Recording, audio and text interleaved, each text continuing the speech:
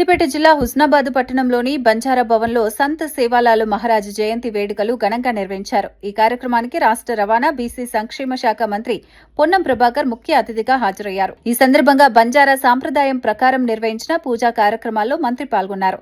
అనంతరం బంజారాలతో కలిసి సాంప్రదాయ నృత్యం చేశారు.